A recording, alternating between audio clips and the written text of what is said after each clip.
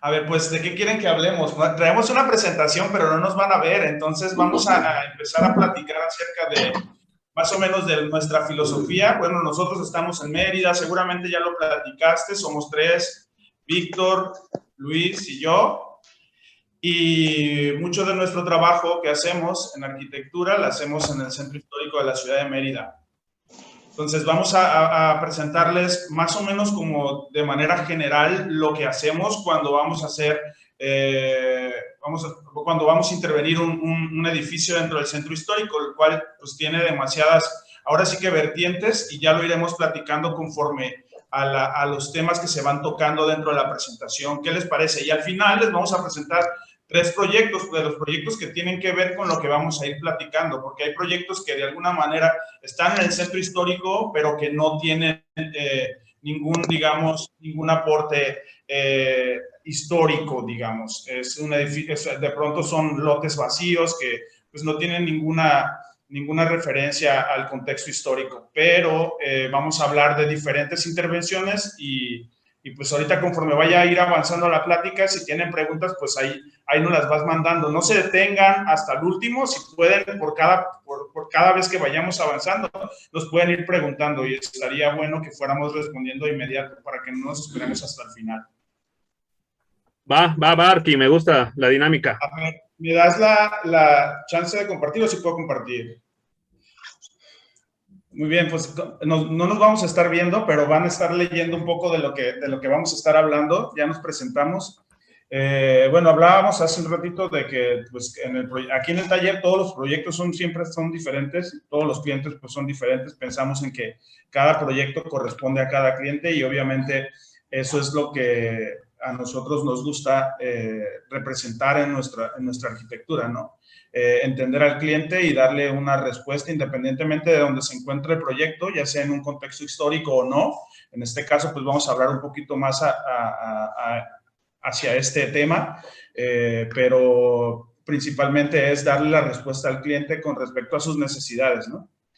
No tenemos una receta definitivamente, sabemos que pues, cada cliente es diferente y creo que al principio cuando empezamos a hablar, Arturo, de la entrevista y de las pláticas y de esto, te decía pues que es bien difícil tener una receta para los proyectos porque pues no todos están orientados de la misma manera, no todos los clientes les gusta lo mismo y no todos los clientes tienen ahora sí que pues el mismo presupuesto pensando en los dineros.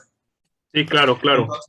Entonces, ahorita vamos a tocar pues el tema de esto, de lo que hablábamos. En algún momento igual también platicamos de que pues, somos tres y la idea es siempre dentro de la oficina, pues no somos nada más nosotros tres, hay mucha gente detrás de nosotros y la idea siempre ha sido que, pues, que quien entre a la oficina pues sea... entre con esta mentalidad, ¿no? De que todo lo que traiga de buenas ideas son bienvenidas.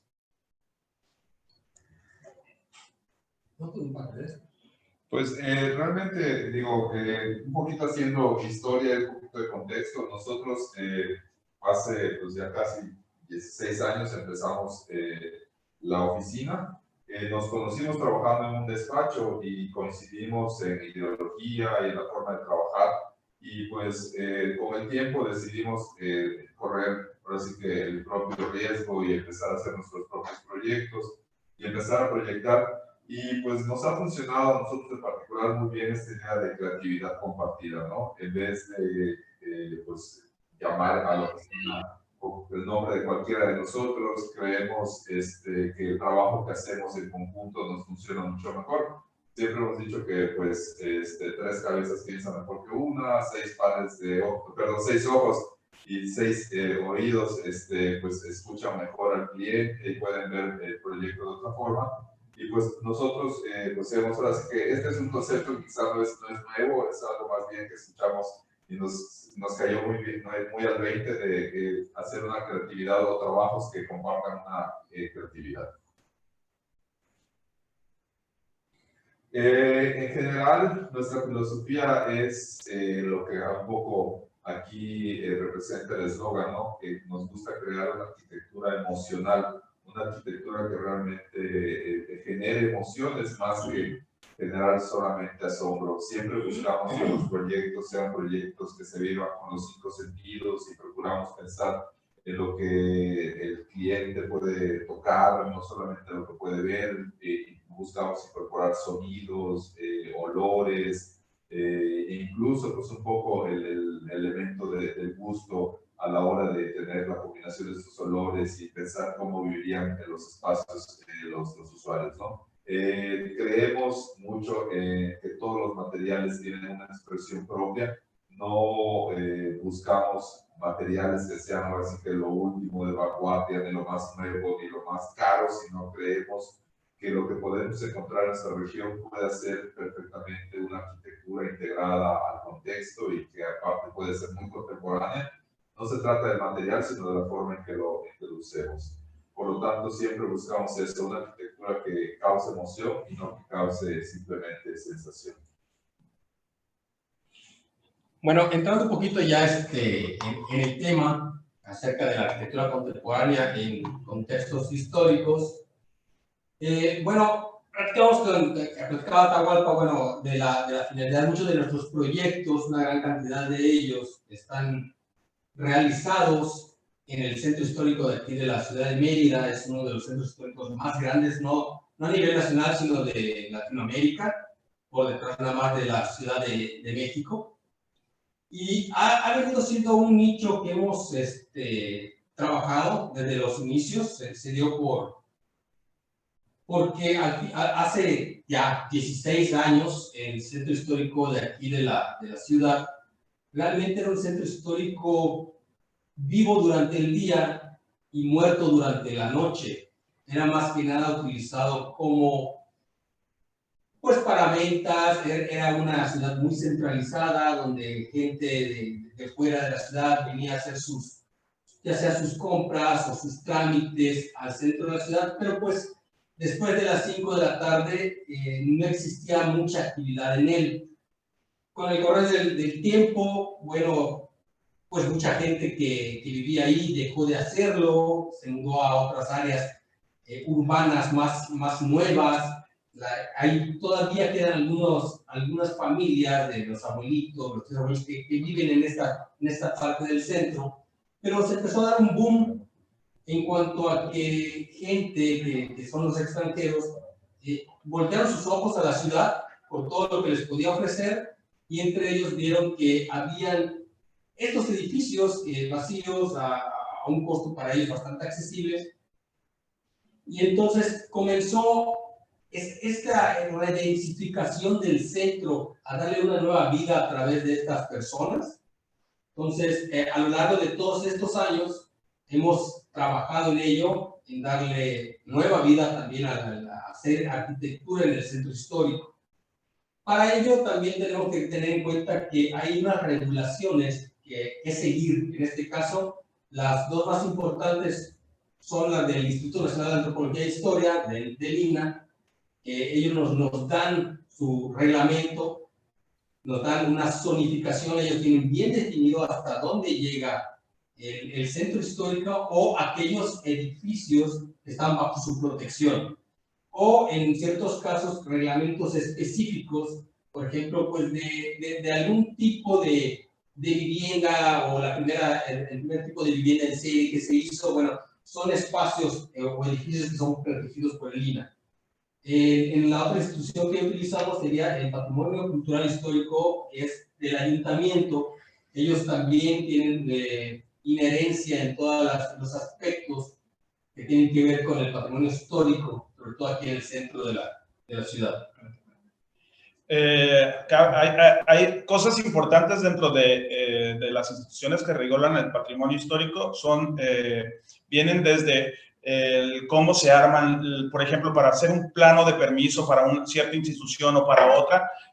Por alguna razón, una institución maneja una cierta información y la otra institución maneja otra. No sé cómo sea en otras partes del país, pero en lo que es Campeche y Mérida, donde trabajamos en cuestión del centro histórico, siempre hemos tenido que trabajar en diferentes circunstancias con diferentes instituciones. El INAH te pide una información específica que tiene que ver con cómo encontraste el edificio, qué elementos son importantes dentro del edificio, si hay algún elemento ahora sí que protegido por el mismo instituto, si hay elementos como pisos de pasta, en el caso de las casas del centro histórico de la ciudad, puertas de madera de alguna época específica, materiales, herrajes, accesorios e incluso herrería ahora cada vez más, debido al auge que tiene el centro histórico dentro de la ciudad, pues el INAH se ha puesto a proteger en cierta medida más a detalle muchas de los elementos que componen estos inmuebles. Y el INAH tiene ahora sí que unas reglas para poder proteger el patrimonio y ahora sí que la otra institución que pertenece a la ciudad tiene otras reglas y de pronto hemos entrado en contradicción con ellos porque pues unos protegen una cosa y los otros protegen otra cosa, ¿no? Y al final, pues son muchas las consideraciones que tenemos que tomar como, bueno, esta es una lista de algunos de los elementos y temas que tocamos siempre al momento de llevar un permiso a alguna de estas instituciones, como la integración al paramento, que la fachada no esté más alta que las otras fachadas, que haya una lectura contextual entre macizo sobre vano, que los ritmos de los macizos o de los vanos sean iguales a lo que preexiste o a lo que más o menos anda en el contexto. Los colores de la fachada pues tienen una gama específica. En edificios que tengan un valor histórico en cuanto al contexto y en cuanto a la historia, sí no nos permiten trabajar sobre la primera y la segunda crujía.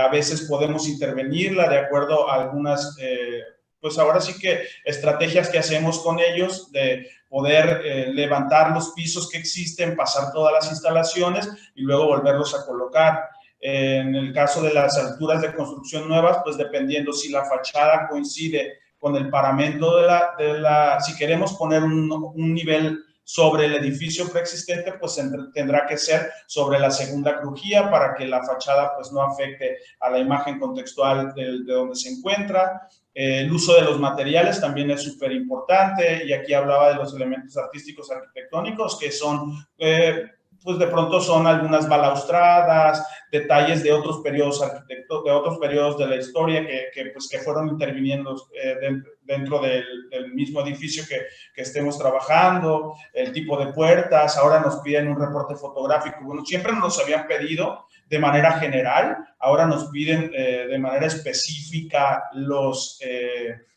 que existe y que se va a rescatar y que no se va a rescatar. Entonces, pues de pronto tomar todas estas consideraciones al momento de hacer una intervención, pues de pronto ayuda al proyecto y también al presupuesto del cliente, porque pues son cosas que se rescatan y que tienen un valor mucho más importante que si fuera un elemento nuevo. Muy bien, arquitectos. Pues no es tan diferente de como es aquí en Taxco, ¿eh? Hay muchas restricciones y es importante que las puntualicen. ¿Y qué tal es el desarrollo de ustedes con su delegado del INAH? ¿Cómo la llevan? ¿Cómo están con él? ¿Es él o ella? No entremos en temas escabrosos.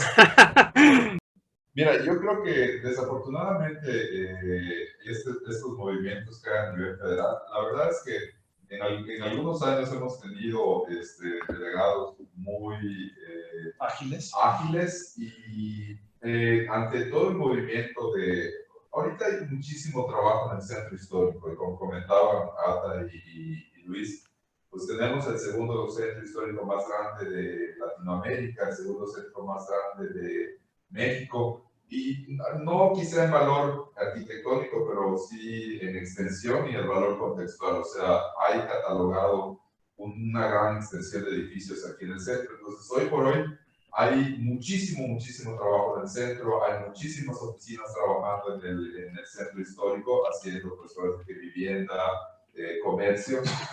Y desafortunadamente ahorita es cuando más empantanado está todo, ¿no? Entre que ya de por sí veníamos con una deficiencia en las revisiones, en aprobar los edificios y no, ahora sí que esto no es algo que me conste, pero según el delegado que llegó, venía de trabajar, creo que en Oaxaca, en el centro histórico de Oaxaca. Okay. Entonces, a lo mejor sí hay una gran variedad de edificios que tienen mucho más valor arquitectónico que el valor contextual. Y entonces, la mentalidad de las personas que revisan hoy por hoy es un poco más cerrada de lo que ya habíamos logrado, ¿no?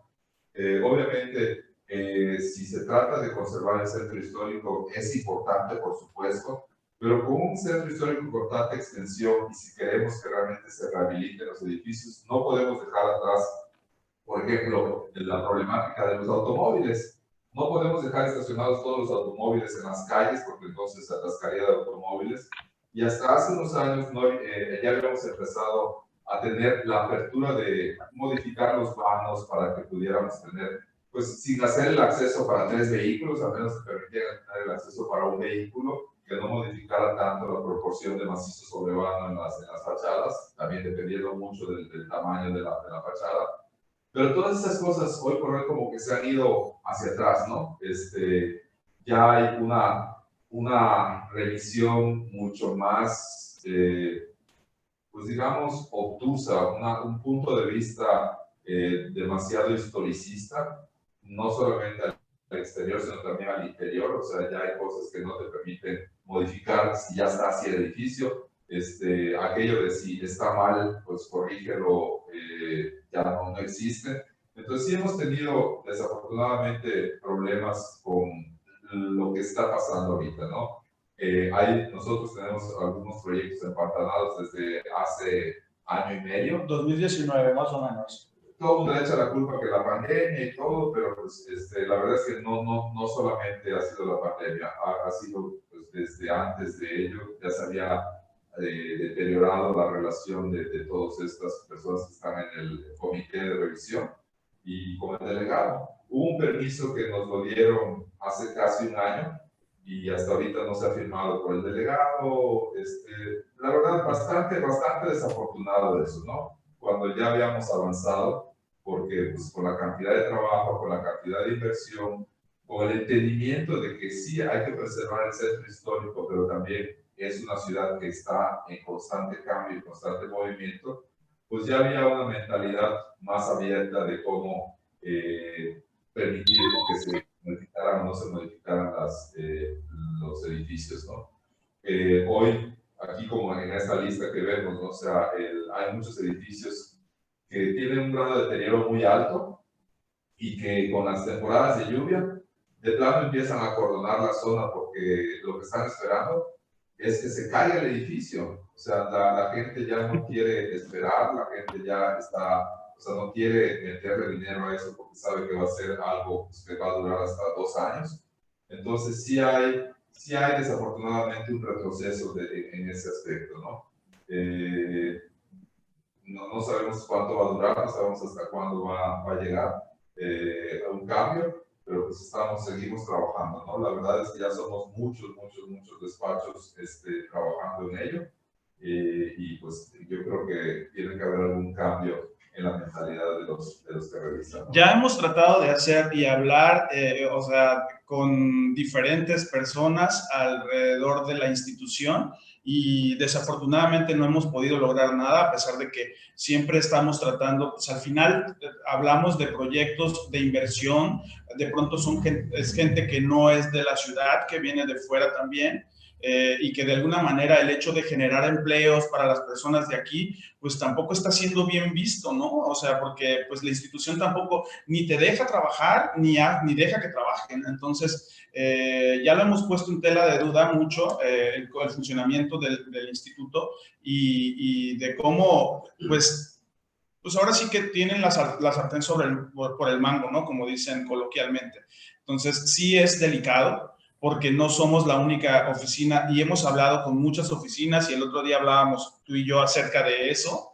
de los problemas que existen en el centro, la manera pues tan poco flexible de permitir a las demás oficinas. Conocemos un par o más oficinas que tienen bronca con los supervisores, incluso nosotros igual, y no queremos tampoco llegar a un momento en el que pues tengamos que pues, infringir la ley de alguna manera, porque pues no se vale, ¿no? Tratamos de hacer las cosas bien y creo que para eso están las instituciones en México, para que ya hemos mandado comunicados a muchas instituciones y al final parece que fuera inamovible. Pero de hecho, finalmente, ese creo que ha sido el problema y los atrasos en el INAH, porque en el otro lado, en lo que es el ayuntamiento, a pesar de que sí hay ciertas revisiones un poquito de mentalidad cerrada, que creo que es un poquito más, mucho más fluido el trabajo ahí en el ayuntamiento. Ya, o sea, hay manera de revisar con ellos, de tener citas o juntas mucho más seguidas con ellos para que el proyecto se salga adelante. Han llegado clientes, por ejemplo, que este es un tema muy de risa, porque, y digo de risa o de tristeza, no sé en qué postura ponerme, de que nos han dicho, ¿y cuáles son las casas que no entran en el INAH? ¿No?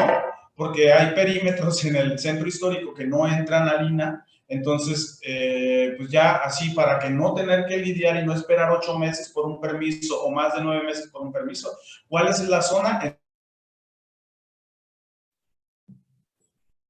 en donde no entran los permisos del INAH? Y no van a querer meterse con el INAH, pues van a ir a comprar donde no tengan que meterse con él, ¿me explico? Entonces, es curioso, pero pues la que está sucediendo y por falta de atención de esta institución, ¿no? Ok, arquitectos, me río porque es exactamente lo mismo aquí. Pero aquí ya me están escribiendo que queremos ver pelos, entonces eso quiere decir que hay que entrarle ya a sus proyectos, por favor. Aquí hay los que no tienen pelo. Sabemos. Bueno, así rápidamente, nada más, o sea, aparte de lo que pues nos enfrentamos al hacer intervenciones en el centro histórico, pues obviamente el grado de deterioro del edificio, el tipo de estructura. Acá nosotros los sistemas constructivos están basados principalmente en mampostería de piedra. Las cubiertas, dependiendo de la época, van desde vigas de madera que eran totalmente rústicas, rollizos se llama, y luego va avanzando a vigas ya más tratadas hasta llegar a unas vigas metálicas expuestas con viguetillas, y pues bueno, dependiendo del tipo de estructura, igual es la intervención que podemos hacer. Colindancias, o sea, la mayor parte de los edificios que están en el centro histórico comparten elementos, o sea, no tenemos pasillos de servicio, sino que son fachadas continuas donde pues compartimos muchos elementos.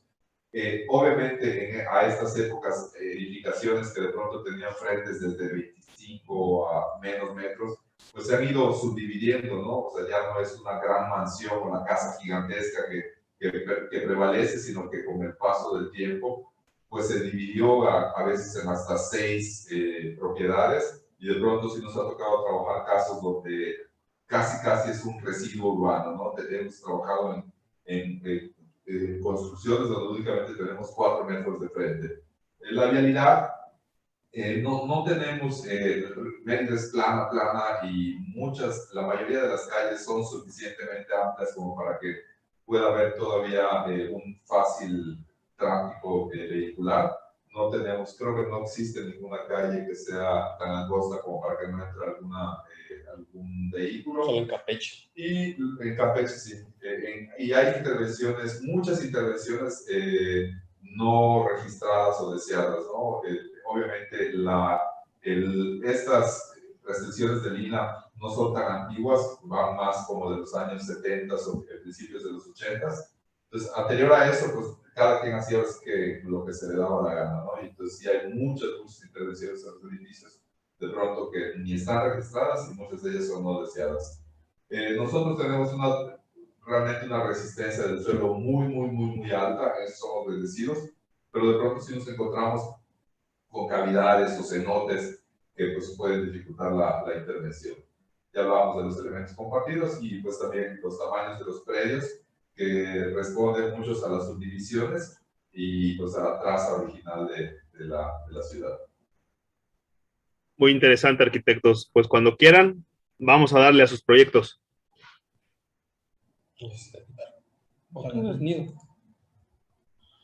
Bueno, a ver, este es un caso de una vivienda que concluimos hace poco, que es de aquellos casos donde principalmente el valor es contextual.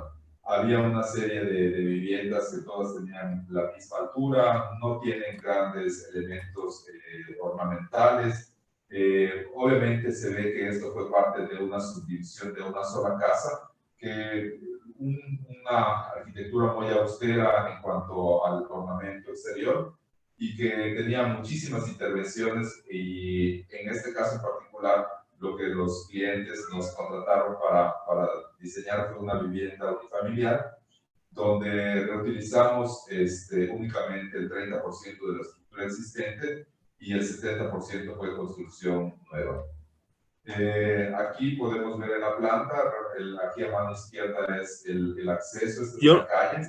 Yo no veo fotos, Arqui, disculpa que te interrumpa, no veo fotos, solo veo el logo de Taller Estilo. A ver. Espérame, no sé qué pasó. ¿Lo alcanzan a ver? A ver. Ahorita ya se está moviendo ya. Ah, bueno, a ver. La diapositiva actual. Ahí está. ¿Ya ven? Estamos viendo donde dice construcción 124 metros cuadrados. Correcto. Ok, correcto. Ok, se llama El Nido. El nido, es correcto. Entonces, acá tenemos a mano izquierda, es el acceso, y realmente en la construcción original tenía la primera crujía y tenía dos crujías más que tenían características diferentes a la arquitectura original de la vivienda. Los pisos, que nosotros llamamos piso de pasta, que son estos mosaicos hidráulicos tan usados en toda la República y en varias partes del mundo, que son estos pisos decorados de cemento. Sí estaban presentes en la primera crujía, los cuales rescatamos, pero a partir de la segunda crujía, la altura del entrepiso o la altura de losa era mucho más baja, por lo cual decidimos únicamente rescatar la parte del frente, es decir, la primera crujía, conservar la mayor parte de los elementos arquitectónicos originales, pisos, muros, expusimos en algunos casos los elementos de mampostería, conservamos las vigas de acero embebidas en la losa, la carpintería, y a partir de la segunda crujía demolimos todo y creamos una nueva arquitectura. Hicimos un tejido entre lo existente y lo nuevo a través de un patio abierto, donde pues, se pueden ver aquí en esta parte el marcado con el número 2 y el número 3, todo eso es descubierto, no tiene techo, y a partir del 4 hasta pues, la parte del fondo, a excepción del patio que he marcado aquí con el número 8. ¿Estás cambiando de presentación, Arqui? Porque seguimos viendo la de construcción 124 metros cuadrados. A ver, ahí ya ves. Ahí sigo viendo nada más el deslinde, por así decirlo. ¿Ahí? No. ¿Ahí? No. A lo mejor se aplicó con lo que se resuelve. A ver. Ahí ya empiezo a ver la planta. Ya. Una acotación aquí. Las crujías son cada cuarto, ¿no? Sí, exacto. Sí. Muy bien, aquí para los chavos que no sepan, la ¿Ahí crujía ya es... ves la planta? Sí, ya estamos viendo la planta. A ver. Ok. ¿Y se movió? Ya la estoy viendo bien, yo. ¿El primer nivel? Sí, la planta baja. Ah, correcto. A ver, voy a mover a la planta alta y tú me dices. Salud. Salud. Apaguen por ahí el audio. Ahí está, seguimos en planta baja.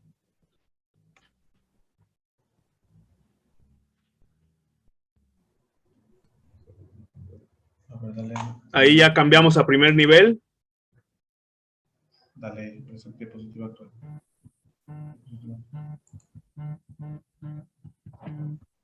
Ahí sí se ve el primer nivel.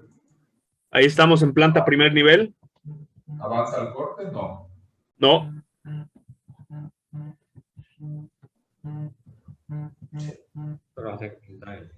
Dale, ahí. Ahí estamos ya en el corte 1. Vamos a presentarlo sin no meternos en la presentación porque al parecer no está pasando. Ok. Sí, Ahí estamos en planta baja. Ok, perfecto. Yo les voy avisando Bueno, si quieren. Ujú.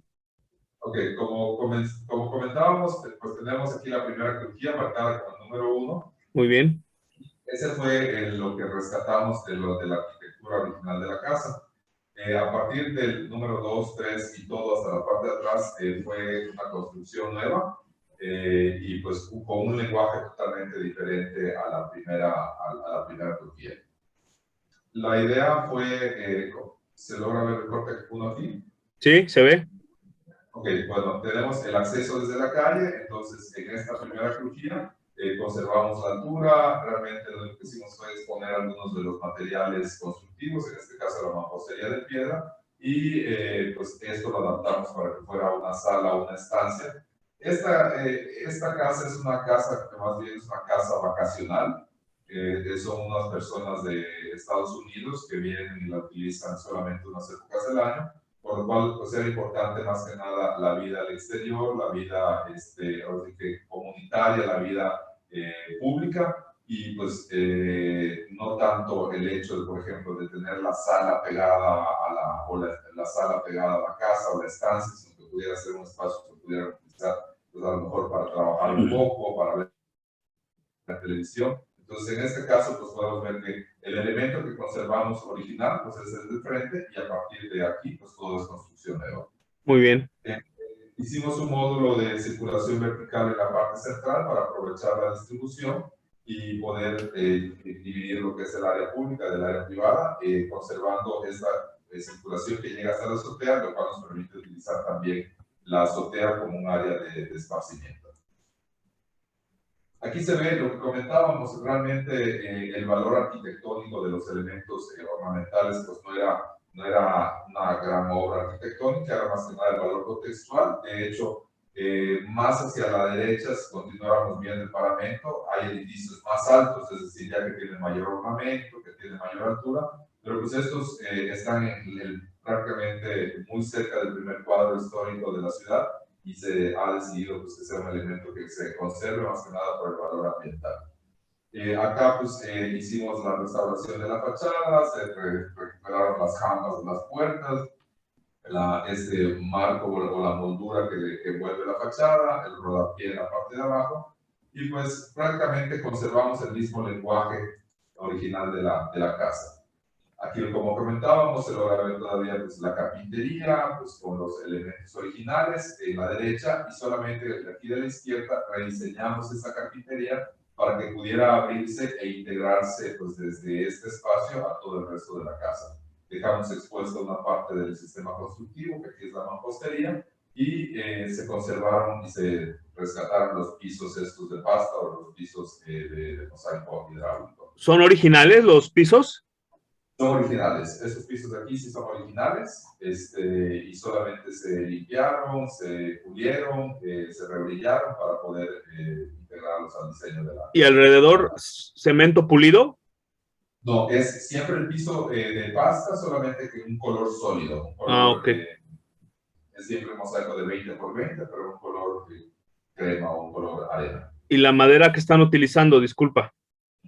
La madera que se utiliza mayormente acá para carpintería es principalmente cedro, y cuando hemos rescatado puertas ya muy antiguas, es un pino, pero es un pino que era un pino importado, que le llaman pinotea, que es muy pesado y que es muy resistente a termitas y a cualquier bicho porque pues, ha sido tratado, y que hemos decidido en muchos casos conservar esas puertas de pino.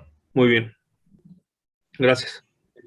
El elemento que, pues ahora sí que liga las dos partes de la casa, pues es este patio donde una parte seca y una parte húmeda, para tener, pues como comentábamos, esta área de esparcimiento que ligaba pues lo que es la parte antigua de la casa con la parte moderna. Muy bien, muy bien. La fachada interior, igual rescatamos un acabado que es común igual aquí en las casas coloniales, que se llama arabesco o pata de gallo. Simplemente lo geometrizamos para que tuviera una retícula más cerrada y que fuera, pues, a pesar de que es la reminiscencia o la idea del acabado tradicional, pues es como una interpretación más contemporánea.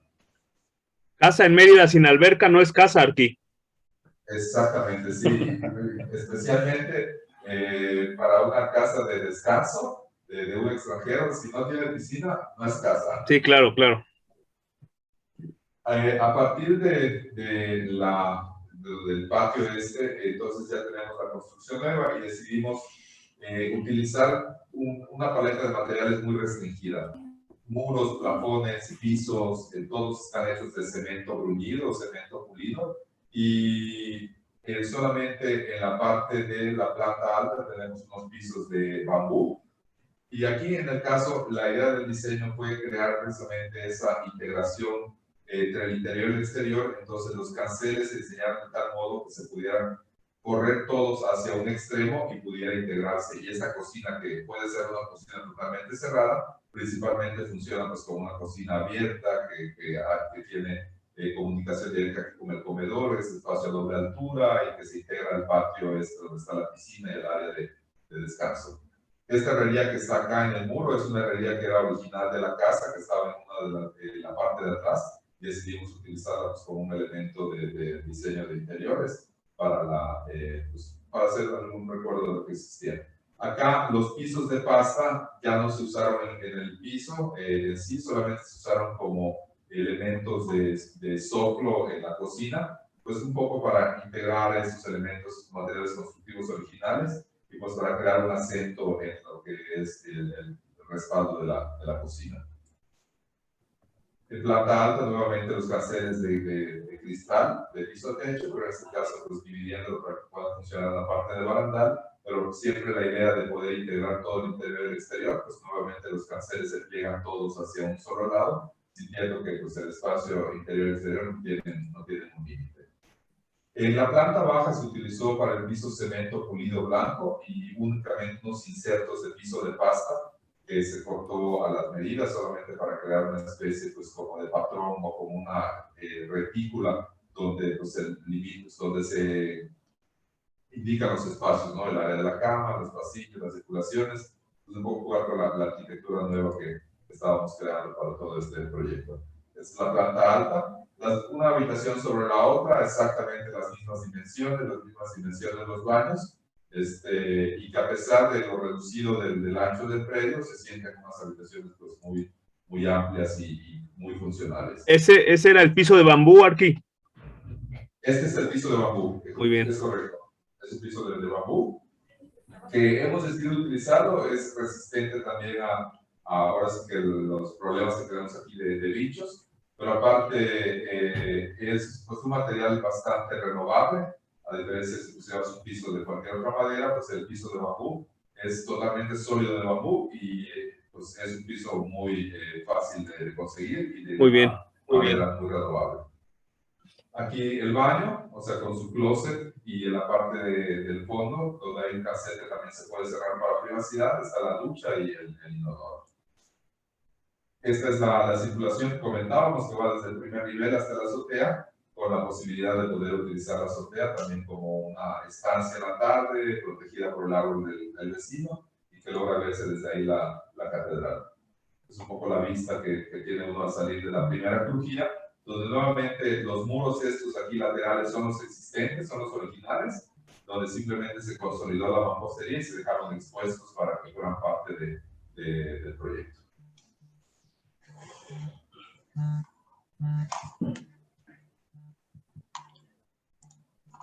Bueno, el siguiente proyecto es Casa Diáfana, tiene ya un par de años que lo realizamos. Ganó algunos premios, Arqui, ¿cierto? ¿Perdón? ¿Ganó algunos premios esta casa? Ojalá. Pero no. ¿Todavía no? Solo quedamos finalistas. Ok, muy bien. Bienvenido. Dile al colegio de arquitecto de Tasco que nos mande un premio por eso. Dele. Bueno, pues es un predio también no tan cercano al primer cuadro de la ciudad. Es un terreno de 8,60 por casi 17 metros.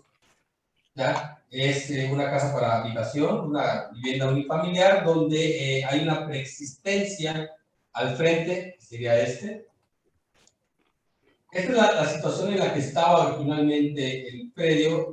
Aquí estaba la calle. Podemos darnos cuenta que la primera crujía que conforma estos dos espacios era la original, nos damos cuenta por el espesor de los muros, y los demás espacios eran unos espacios divididos sin realmente mucho valor arquitectónico, al cual pues, terminamos deshaciéndonos de él.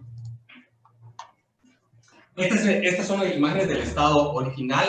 Era una tienda donde vendían ahora sí que tarjas, donde pues hubo muchas modificaciones. Se puede ver que las puertas o los vanos los ampliaron para que pudieran descargar sus materiales, todas sus cosas. Aquí podemos darnos cuenta, estas dos imágenes de aquí son las de la primera crujía. Podemos darnos cuenta de estos derrames originales muy típicos en la arquitectura que había por acá, la arquitectura colonial. Y vemos esta losa que era de vigas de metal tipo de caotil, que están embebidas, ¿ya? Entonces, y la altura se puede ver. Aquí, pues bueno, esta era la parte de atrás, era más que nada para entregas de material o bodegas. La verdad, algo que no aportaba nada y que fue eliminado de la propuesta. Aquí les presentamos es un poco la paleta de materiales que nos gusta manejar y nos gusta presentar. Siempre platicamos un poco acerca de la intervención de cuáles serían los materiales que mejor le irían a la propuesta. Y en este caso, los dos de arriba son cemento blanco pulido, en un caso nada más con un agregado mineral pigmentado en un color azul, el otro el cemento blanco tradicional. Pisos de bambú, como vimos en Casa Nido. Okay. Este de aquí y este de aquí son mosaicos de pasta, estos mosaicos hidráulicos. En este caso sí son nuevos, los que habían estaban completamente deteriorados como para rescatarlo. Nada más que este es el que aquí se le llama cantarito. Y este mosaico de pasta elegimos que fueran en tonos de grises, ya sea gris oscuro, negro y blanco. Okay. Y un elemento que utilizamos, que fue, ahora sí que uno de los llamativos, fue el vitroblock. Aquí vemos cómo quedó la propuesta en planta. Esta es la planta baja. Aquí vemos cómo conservamos lo que es la primera crujía, en donde el lado izquierdo lo convertimos en una de las dos habitaciones que hay. Redujimos los vanos para tener mayoría de macizo sobre vano, para hacer una puerta-ventana, lo que es la primera habitación, y la otra que sería la entrada principal hacia un vestíbulo. Aquí sí se nos permitió realizar lo que es la inserción de una escalera, la cual más adelante vemos cómo fue que la hicimos, y la continuación de todos los demás espacios, que sería una sala a doble altura, donde aquí se atraviesa un puente en la planta alta, comedor, cocina lineal y un espacio para lo que son alacenas y cuarto de máquinas para la piscina. Hacia el norte, que aquí una de las cosas que buscamos siempre es adaptarnos al sitio como debería ser en cualquier otro lado, tratar cuál es la mejor orientación, y aquí en Mérida lo que se trata es de abrirse hacia el norte. ¿Por qué? Porque de allá viene el mayor flujo de viento, la incidencia solar es mínima, la mayor incidencia solar se da hacia el sur y hacia el poniente. La verdad es que hacia el sur abrimos poco, en este caso hay una colindancia, y al poniente pues tenemos la fachada. Okay. Esta es la planta alta. Como mencionamos, el INA no nos permite construir nada sobre la primera crujía, así que bueno, estas serían las azoteas de la primera crujía. Las escaleras que nos llevan a través de este puente con la doble altura hacia lo que es la recámara principal, con su closet y su baño, haciendo que toda la parte de arriba todo esto sea un lienzo de muro de vitroblock hacia el norte.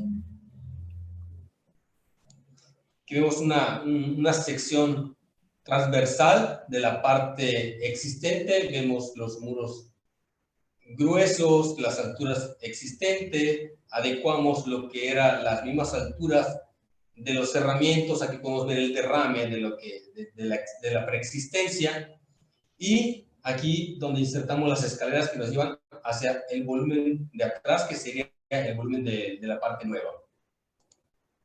Esta es una sección longitudinal que atraviesa el patio. Aquí tenemos lo que es el exterior, la calle, la primera crujía, que aquí en la sección tenemos lo que es la recámara de la planta baja.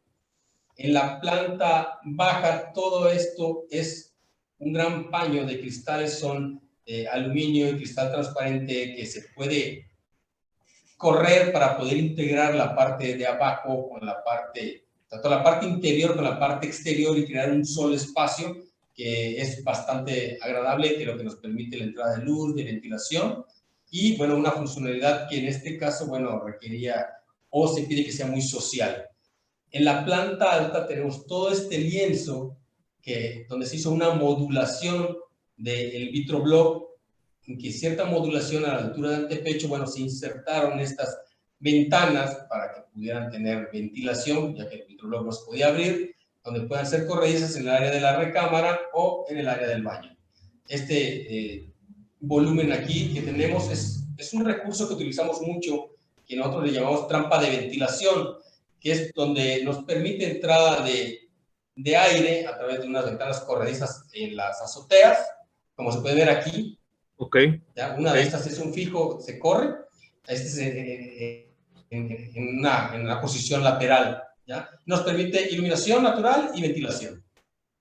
Esta es otra sección, pero ya pasa por la parte que ya está construida, la primera crujía, donde están las escaleras. Integramos para aprovechar debajo de las escaleras, que es como un pequeño acordeón, bueno, para poner un mueble y un área para trabajar pequeñita. Esta doble altura, que es la que viene siendo el pivote o el espacio que nos permite integrar la parte antigua con la parte nueva.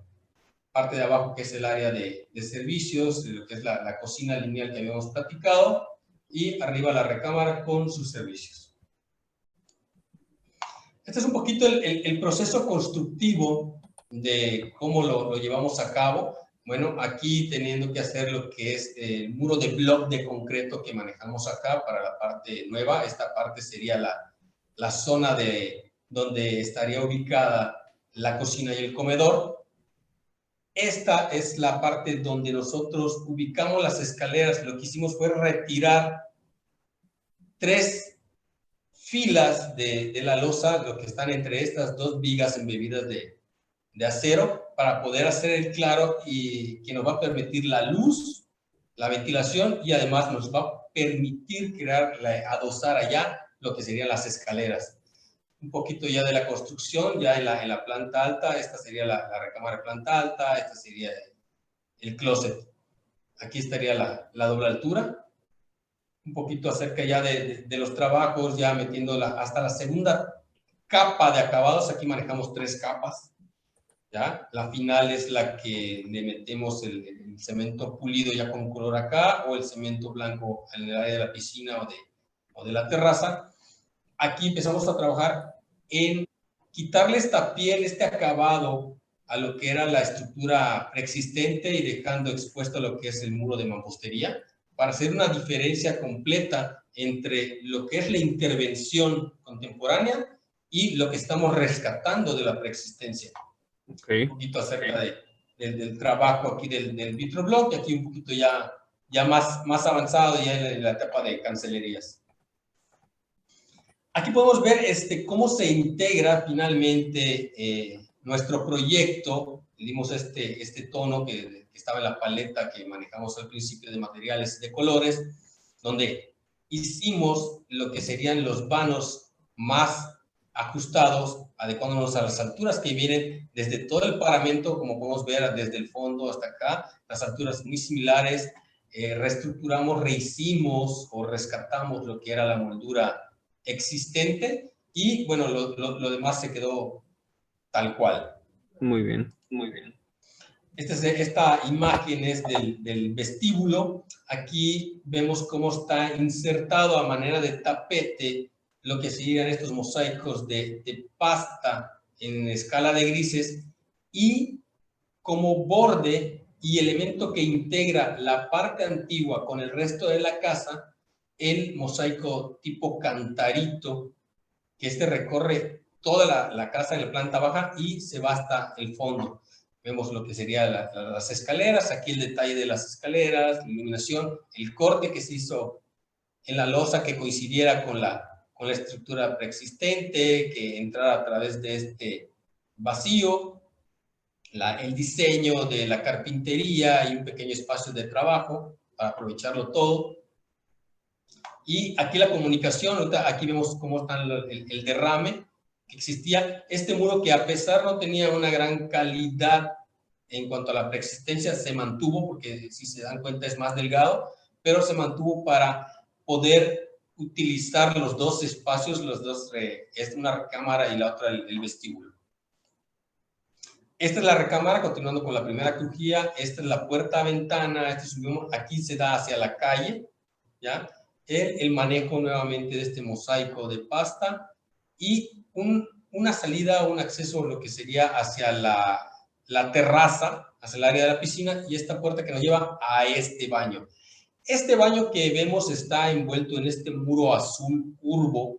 Quisimos darle cierto movimiento que no estuviera tan rígido como el resto de la casa, pero a la vez lo que hicimos fue quitarle el acabado a este muro de colindancia, que es un muro compartido con el vecino. Le retiramos el acabado y expusimos lo que es la mampostería, y aquí fue donde colocamos nuestro baño, aquí con la ducha. El mismo sesgo que tenemos de la curva en el exterior nos permitió hacer un pequeño jardín para darle privacidad al baño, pero que a la vez tuviera ventilación e iluminación.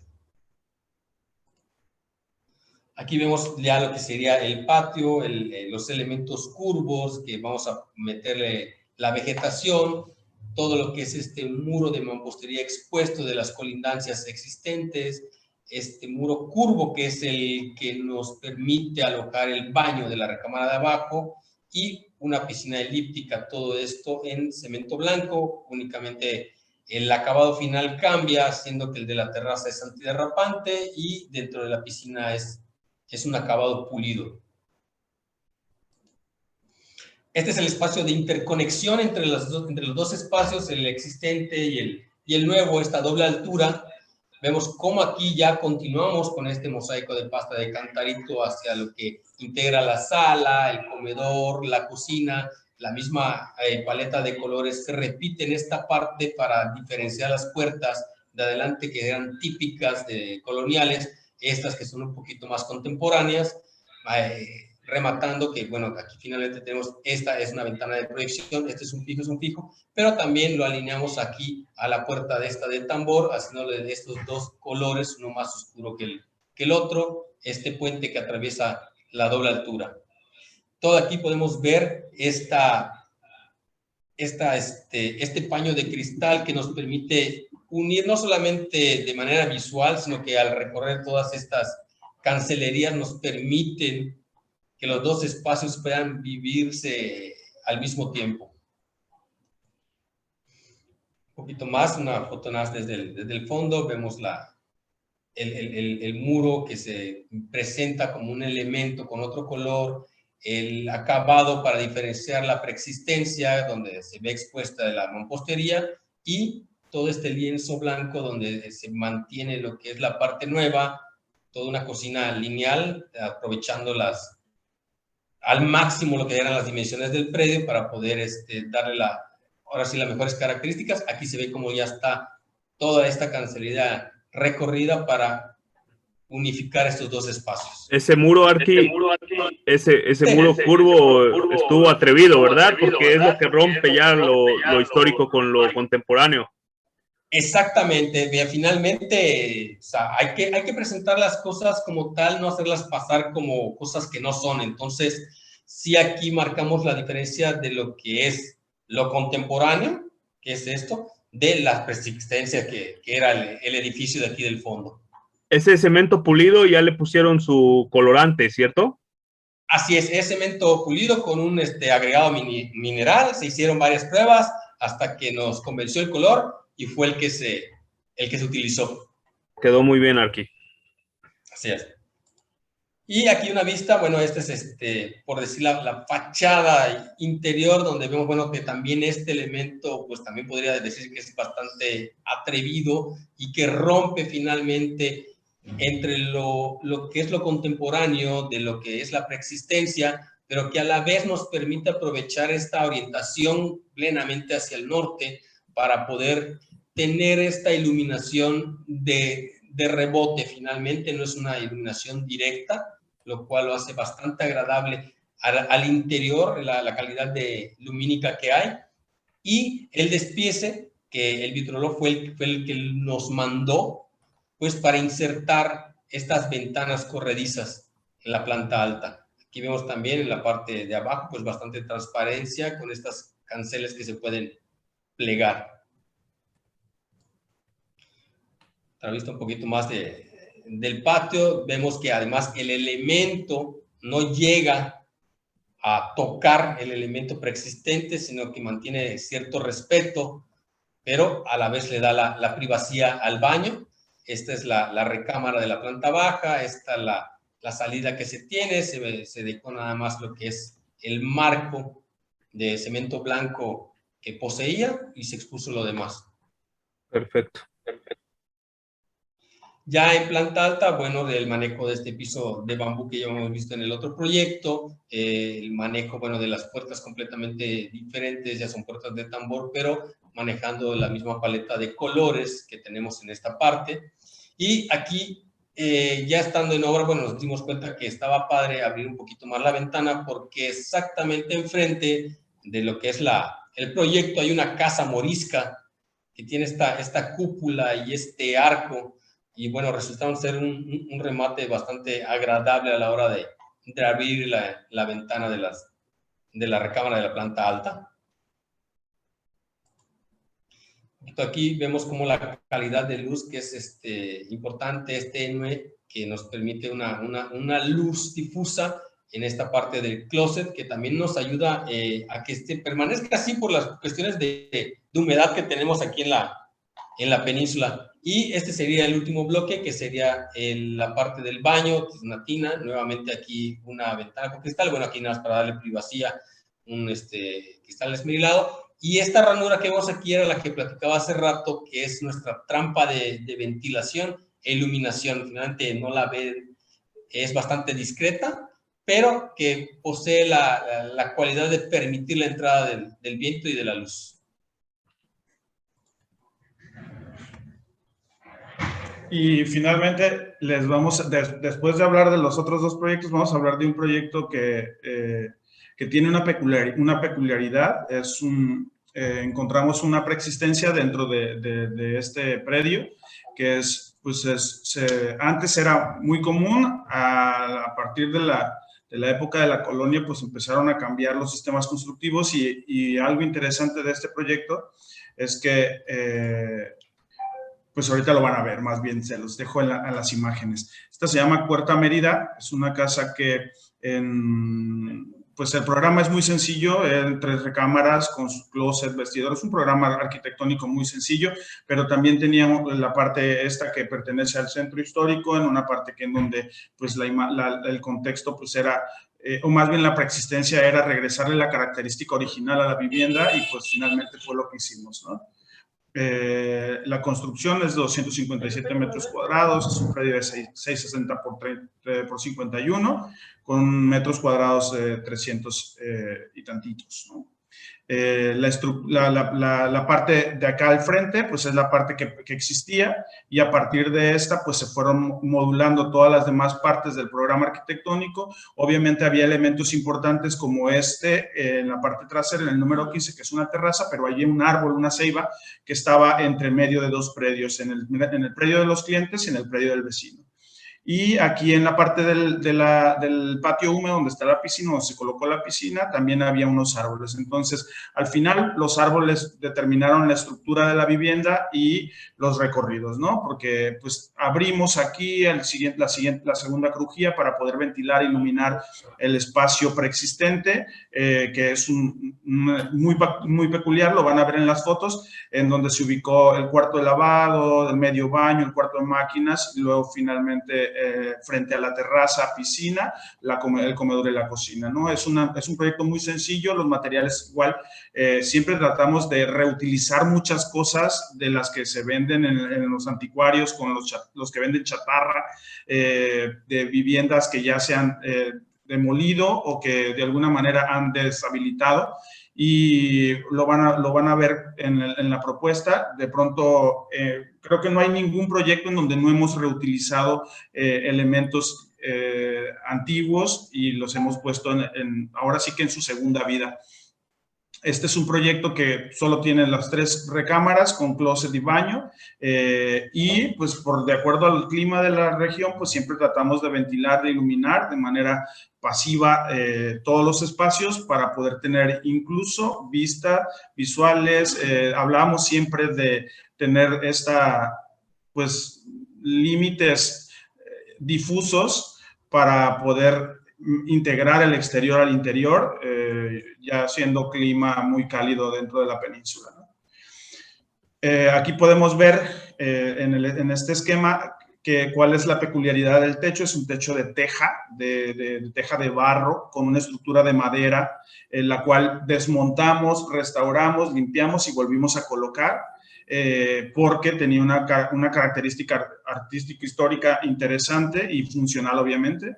Y lo volvimos a integrar al edificio. La paleta de materiales es muy sencilla, es solo cemento blanco, cemento pigmentado rojo y madera, a lo más pisos de pasta en algunos detalles para darle una característica un poco más divertida, lúdica a los espacios, pero de ahí en fuera toda la estructura toda la materialidad es esa, ¿no? Aquí podemos ver el protagonismo de los árboles, porque pues fueron los que dictaron el recorrido, los remates visuales y demás.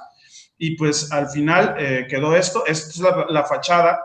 La fachada podemos ver que hay diferentes tipologías, pero la altura con respecto al contexto pues es la misma, ¿no? Esta puerta era una ventana que se había cerrado y la volvimos a restaurar, la volvimos a regresar a la estructura original, la abrimos y pues encontramos 2 puertas para restaurar que tuvieran más o menos la misma, digamos, el mismo diseño. Las restauramos y las colocamos en la fachada.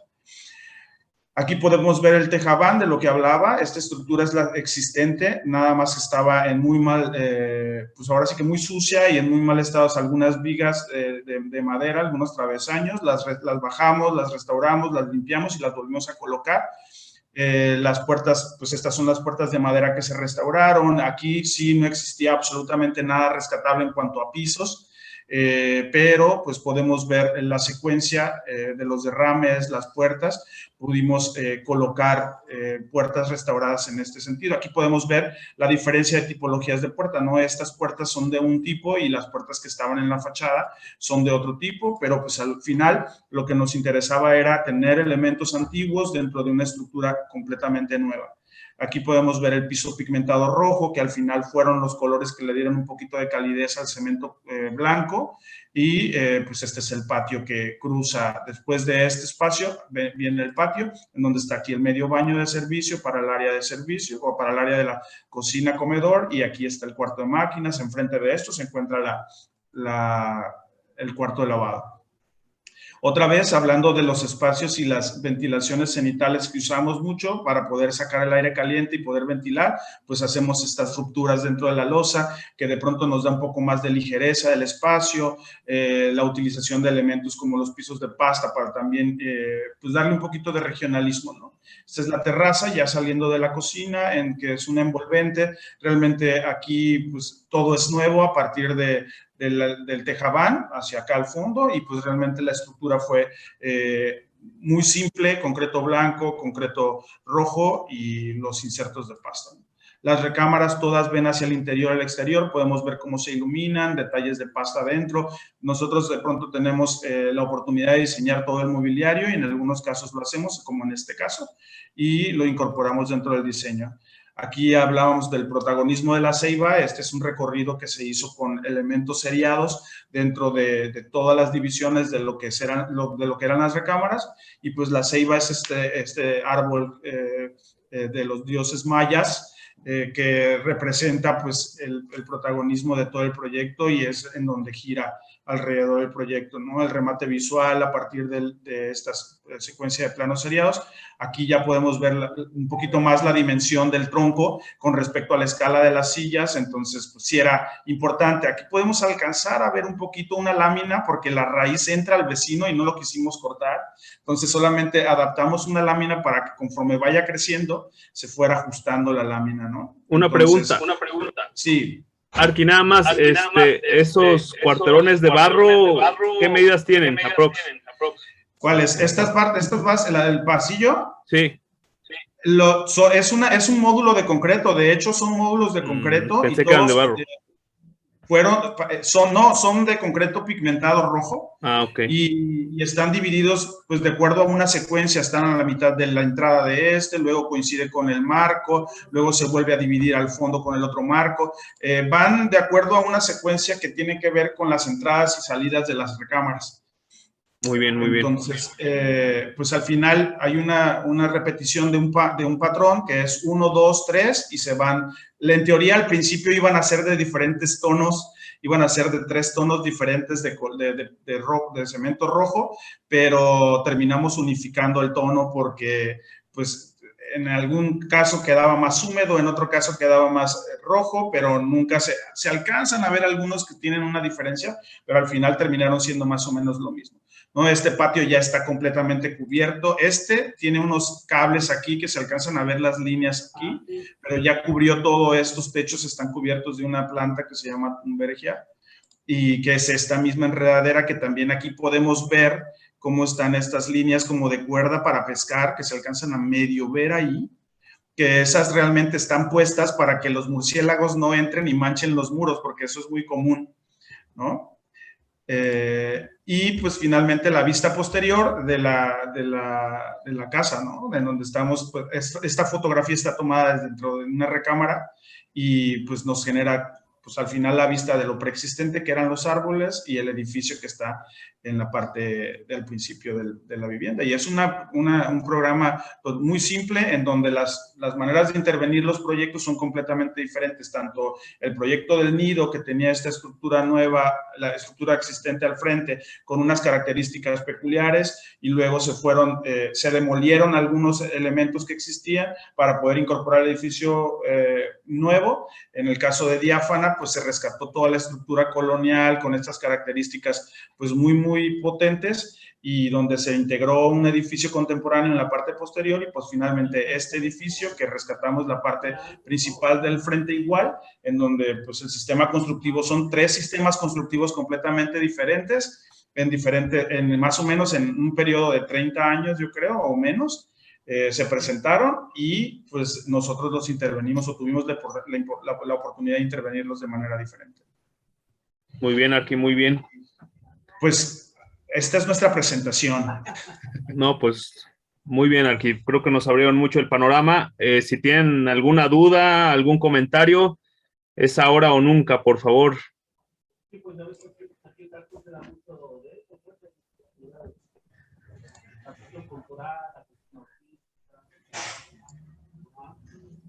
De hecho, ya había visto su trabajo El Nido en Facebook. Ajá. Muy bien. Como que se hizo como popular de repente así.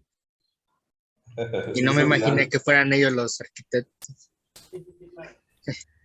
Pues somos nosotros, y vamos a vamos a desmentir una de las preguntas que tanto hacían en el Facebook, que nos causaba mucha gracia.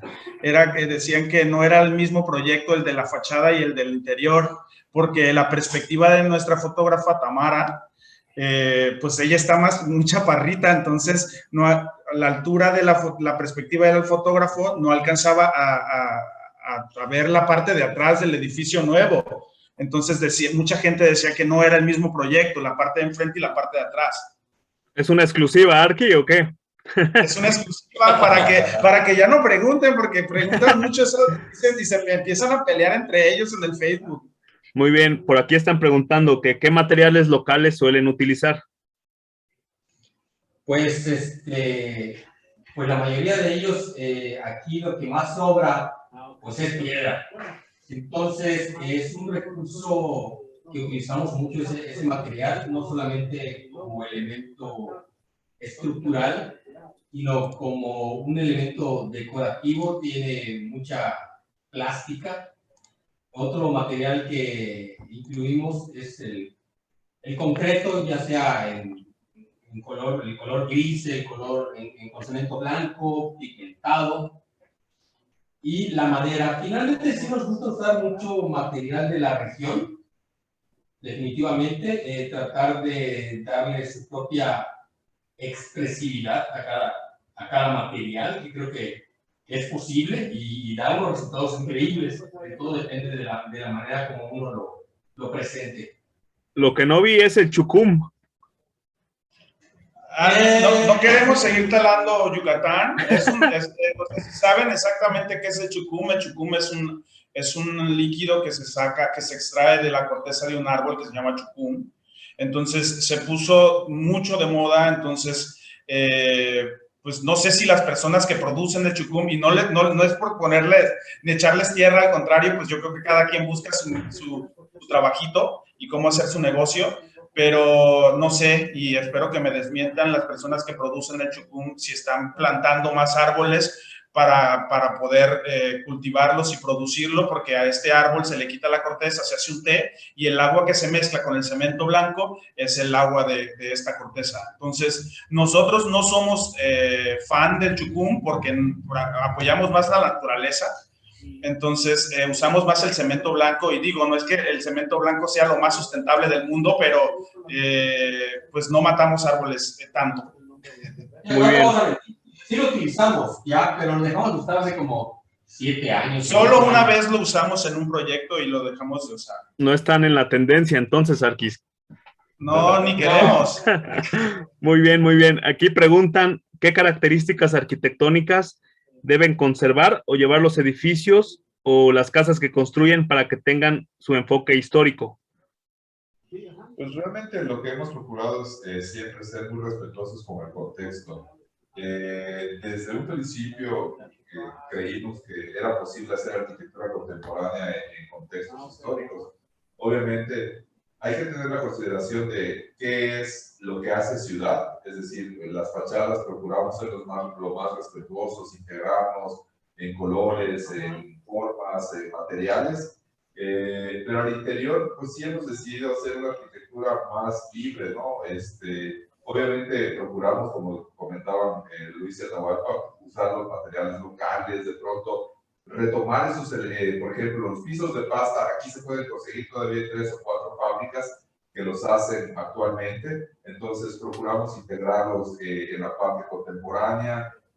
No queremos que la parte que sea nueva parezca ser histórica, ¿no? O sea, respetamos la parte histórica, procuramos integrarnos a la ciudad, procuramos seguir haciendo ciudad, y en el interior, pues, estamos viviendo en el siglo XXI, entonces procuramos siempre hacer arquitectura del siglo XXI al interior de las propiedades. Muy bien. Una pregunta, ¿quién de ustedes tiene alguna especialidad en restauración o cuáles son sus especialidades? No tenemos especialidades, tenemos experiencia, y vale, esa nos más sobra. No, hemos trabajado, creo que durante 18 años dentro del centro histórico, un poquito más, y creo que hemos aprendido mucho y creo que todos los arquitectos debemos de haber aprendido al principio, cuando empezamos a foguearnos dentro de la carrera, a respetar lo que tiene algún valor, y dijera Teodoro González de León, que... Sí. Dice, para no meter la pata, decía en alguno de sus libritos, dice, si vas a demoler algo que existe, lo que vas a construir tiene que ser mejor a lo que vas a demoler. Claro, claro. ¿Ok? Entonces, de pronto sí hay elementos arquitectónicos que pues a lo mejor no nos gustaron o no nos parecen interesantes para el proyecto, pues tenemos que respetarlos, ¿no? De pronto hay cosas que el INAH no nos deja demoler de las fachadas o detalles porque pasó en una etapa específica de la construcción y nosotros decimos, bueno, pues es simplemente esto, porque no lo podemos quitar, ¿no? Entonces, yo creo que es importante el respeto y mientras más respetemos el proyecto, creo que va a decirlo todo, sin necesidad de que lo digamos nosotros. Por aquí hacen otra pregunta. ¿Todavía hay tiempo de preguntas? Sí. Dice, ¿cómo reducen la contaminación acústica en los espacios interiores debido a que se encuentran en una zona céntrica y de tráfico? Curiosa. Bueno, finalmente, la arquitectura y estos muros de mampostería, pues resultan ser de 45, 50 centímetros de espesor, ¿ya? Sí. Entonces, teniendo en cuenta eso, pues es una gran barrera contra el sonido. Sin embargo, quedan los espacios que serían los vanos. Entonces, un material que realmente es muy bueno y que se usa mucho, bueno, son estas puertas de madera sólida. La madera absorbe mucho el sonido, Sí. ¿ya? Pero en algunos casos sí hay vialidades con bastante tráfico y no estamos peleados en colocar estos cristales duovel. Ah, ok, ¿ya? sí. Que reducen mucho, pero que de una forma que tampoco demerite la arquitectura, ¿no? O la integración del edificio. Todo previa aprobación del delegado del INAH, ¿cierto? Sí. Sí. O sea, aparte tiene que ser transparente, se debe ver el elemento de madera atrás, o sea, no deben ser reflejantes.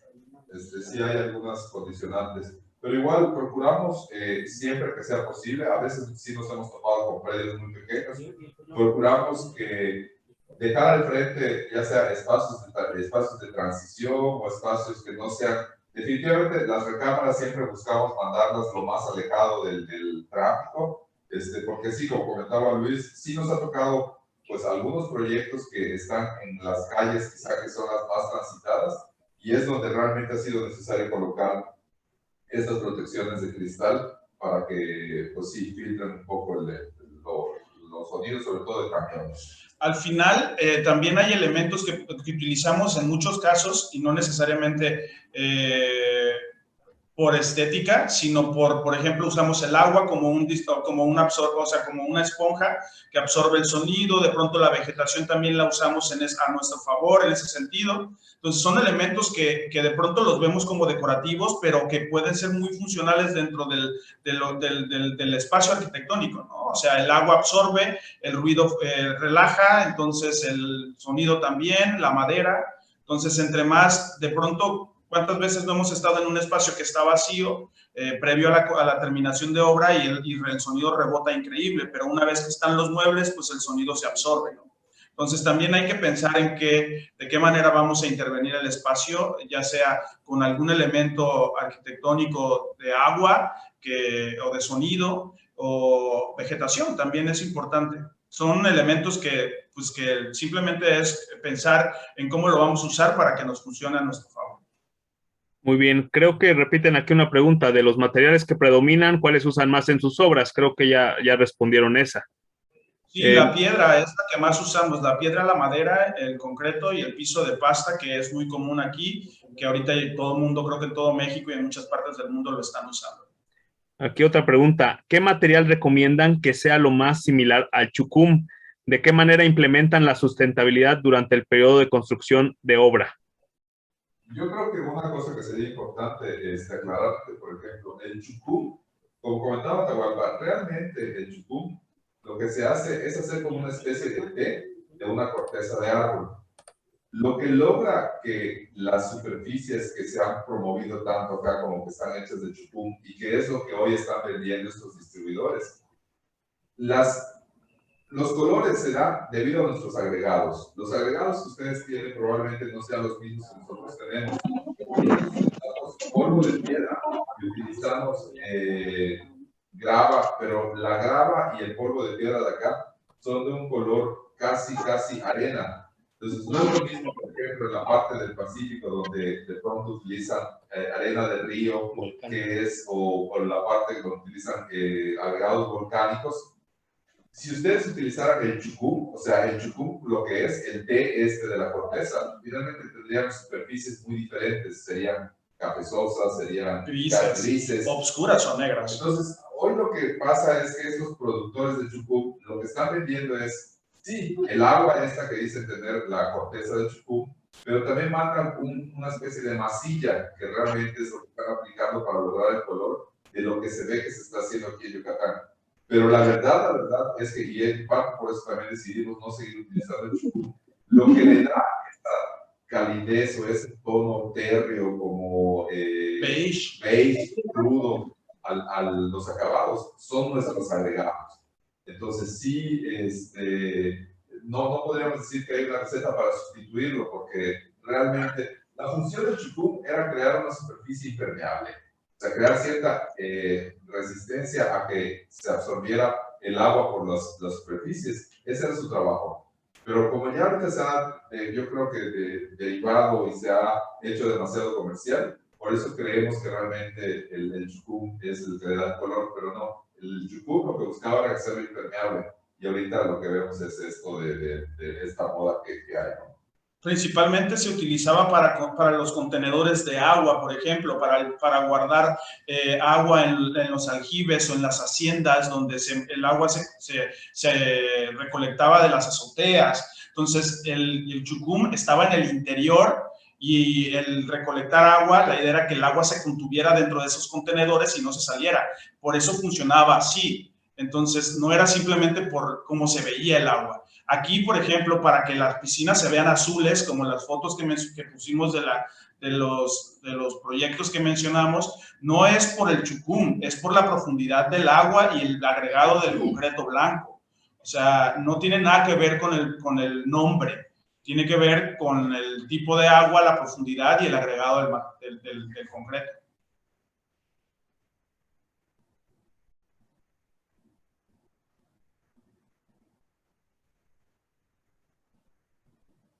Aquí hay otra pregunta que dice, ¿cómo procede la intervención del baño en su instalación en los muros compartidos con el vecino del segundo proyecto presentado?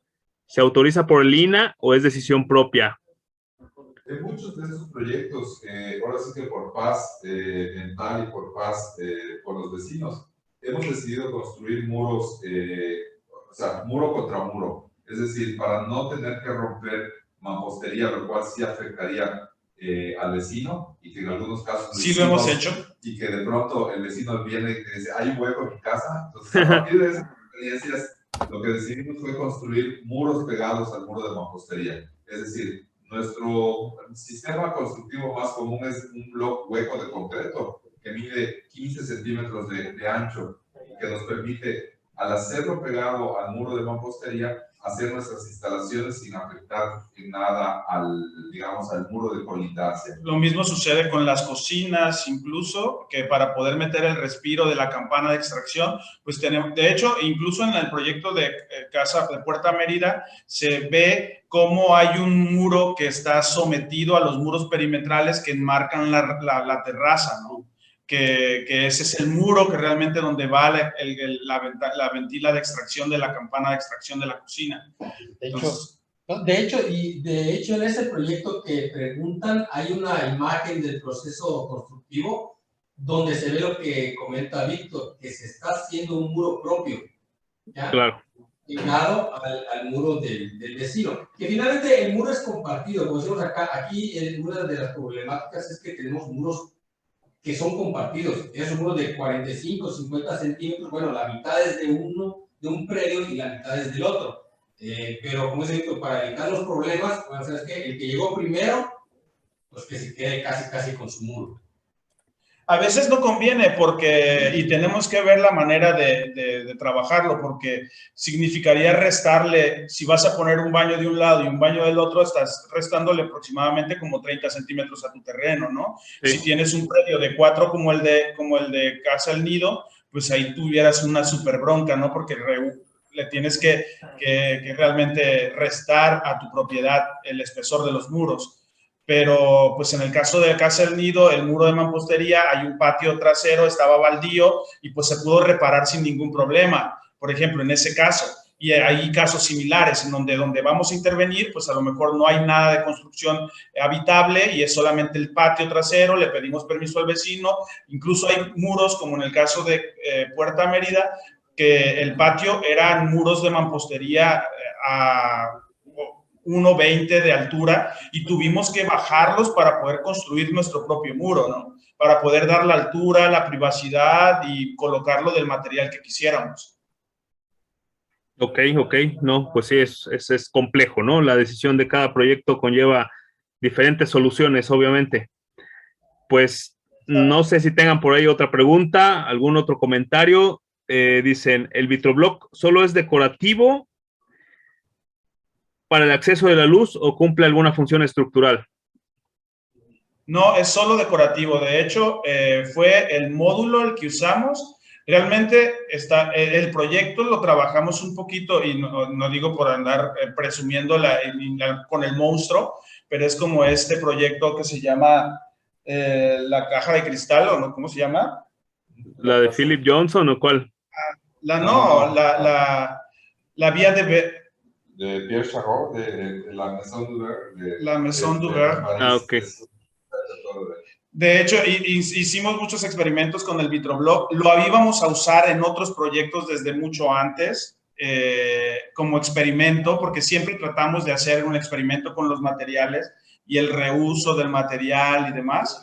Pero no, fue solamente la modulación la que nos dictó el uso del material. Obviamente lo mismo para la estructura. Si se fijan, hay elementos de metal que se sujetan a la estructura de metal también de los IPRs, que hacen que pues, se suspenda la ventana sobre el metal y no sobre el vitroblock. Pero la intención realmente de usar el vitroblock y la posibilidad de usarlo es que pues a nosotros nos beneficiaba abrirnos hacia ese lado, no de manera franca, porque teníamos pues las azoteas y los predios de los otros vecinos, pero sí que entrara iluminación y se pudiera ventilar. Muy bien, muy bien. Aquí otra pregunta. ¿Nos pueden contar un poquito del proceso que ustedes llevan con el cliente? ¿Cómo es esa primera cita para enamorar o incluso para convencerlo? ¿Cómo es el trato? ¿Qué utilizan ustedes? ¿Cuál es su psicología, Arquis? ¿Quién es el bueno? ¿Quién es el bueno de los tres, Arquis? No, los tres entrevistamos clientes, y los tres, la idea, yo creo que sobre todo es honestidad. Nosotros, yo creo que un poquito lo que aprendimos de pronto trabajando en otras oficinas y lo que nosotros quisimos ofrecer fue siempre escuchar al cliente. Si uno llega como arquitecto con la mentalidad de tú no sabes nada porque tú no eres el arquitecto, yo soy el que te voy a decir cómo vas a hacer todo, la verdad es que no es justo. Nosotros somos unos profesionistas, prestamos un servicio, pero no significa que tengamos la razón de todo. Y yo siempre hago referencia a esta analogía de que nosotros tenemos la dicha de que la gente nos busca cuando están en un momento de abundancia, de felicidad, de que quieren hacer realidad un sueño. A diferencia de cuando buscas un abogado, un médico, un contador, que ya estás en un problema y estás buscando una solución.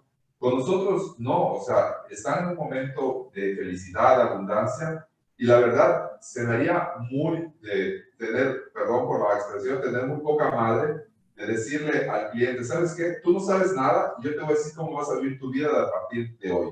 Claro. Entonces, lo que siempre hacemos es ser honestos y siempre escuchar al cliente cuál es su necesidad. Si de pronto hay algún trabajo, y que sí nos ha pasado, sí nos ha pasado que de pronto un cliente quiere algo que no comulga. O sea, hace poco, bueno, no tiene tanto, un cliente que lo que le importaba era la fachada de su casa. O sea, no le importaba cómo iba a ser el interior. Él quería tener la fachada más extravagante, la fachada que todo el mundo dijera, wow, mira, o sea, qué padre.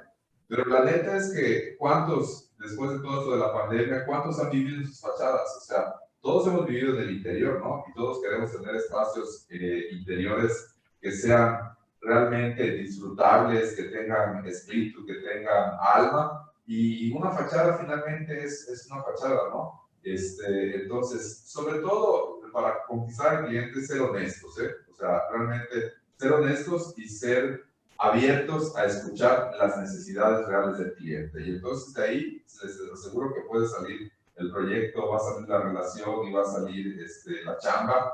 Y no creo que haya una receta de cómo hacerle para convencer. O sea, sean honestos y sean abiertos a escuchar realmente las necesidades de sus clientes.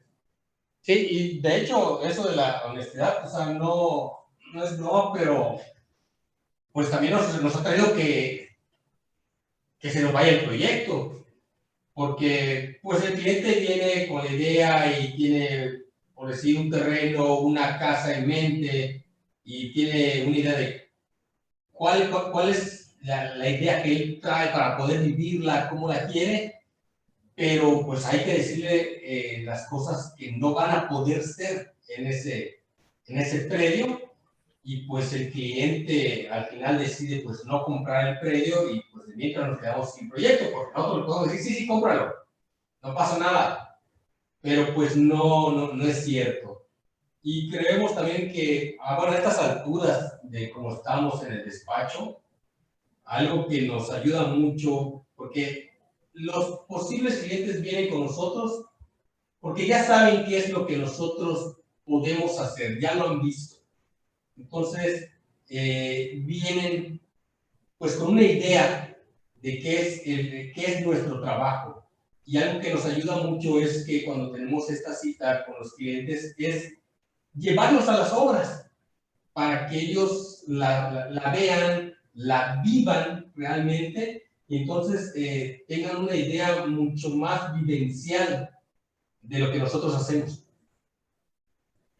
¿Qué son 17 años del despacho o cuántos años?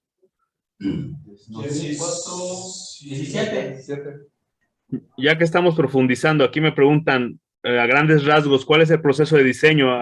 Apenas Atahualpa me decía, ¿sabes qué? Estoy en el exilio. ¿De qué significa eso, que estás en el exilio? Cuéntanos aquí. El proceso de diseño pues es el proceso de diseño que todo el mundo conocemos. En el caso nuestro hacemos la entrevista con el cliente, y yo hoy sí estuve en el exilio todo el día. De hecho, ponía en modo avión mi teléfono para no contestar más que lo necesario, y estás de testigo. Sí. Entonces, pues hacemos la entrevista, llega el cliente con nosotros. De pronto, ahorita, por ejemplo, con las redes sociales, que de hecho en la mañana lo estábamos platicando Luis y yo, o ayer, no sé, que nos preguntan muchas personas de cuánto cuesta un proyecto con ustedes o y de pronto nos parece un poco impersonal el hecho de preguntar, porque no sé si pregunten porque realmente quieren hacer un proyecto, simplemente por querer saber. Entonces, como ya tenemos una fórmula realmente de tantos metros cuadrados a tantos metros cuadrados, tenemos un aproximado, pues si la gente te pregunta así de informal, pues le contestas así de informal, ¿no? Entonces, claro, no vas a perder el tiempo, y digo perder el tiempo porque de pronto es eso. De pronto sí, solo te preguntan por saber una cantidad, y al final no terminas haciendo nada y le dedicas mucho tiempo a hacer el presupuesto, ¿no? Entonces, ahorita es, ¿cuántos metros cuadrados quieres de casa? Pues son 200, pues lo multiplicas por tanto por metro cuadrado y ya le das un monto. Si el cliente está interesado, pues regresar a ti, ¿no?